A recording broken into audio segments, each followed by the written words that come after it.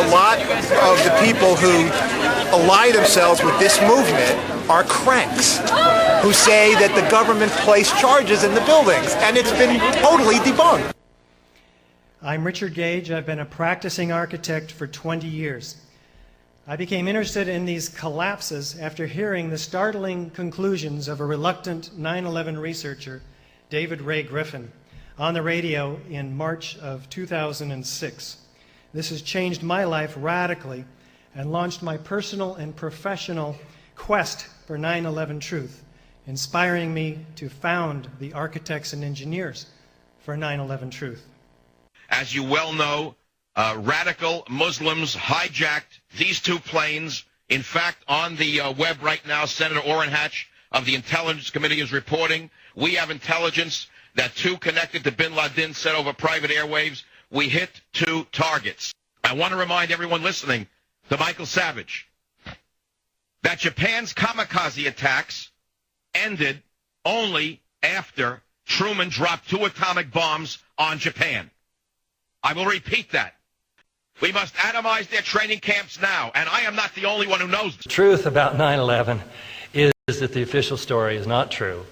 And once you see the way it's not true, you see that it is most plausible, the only plausible explanation is that it was inside job. So yes, having the truth about 9/11 revealed so that it would become part of the worldwide public discourse might indeed have dire consequences.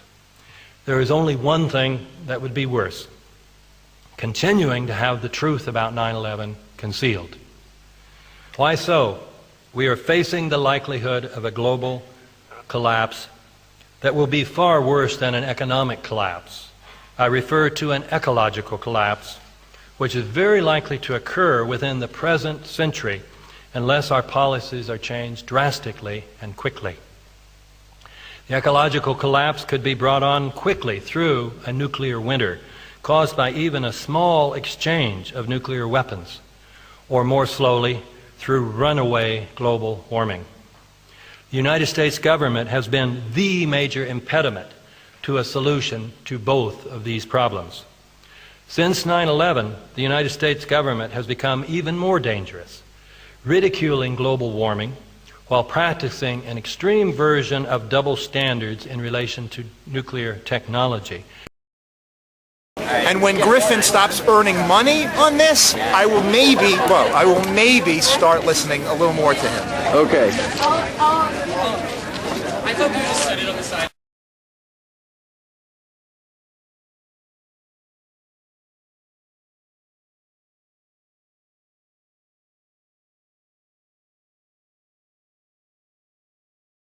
I am not okay ending up in a 9/11 video.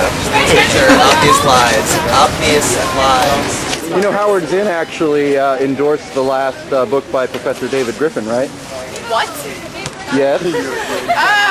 God. It's called Debunking 9/11 Debunking, and he said that people should read it. So what do you think of Howard Zinn now? Is he a crazy conspiracy kook, or is he with Al-Qaeda? What's going on here? You don't believe that he endorsed the book, right? But you can look it up. Howard Zinn, Debunking 9/11 Debunking. I think there are two types of people in the world. People that think there are two types and people that don't. So I think it's a bit more complicated probably than it was. Someone who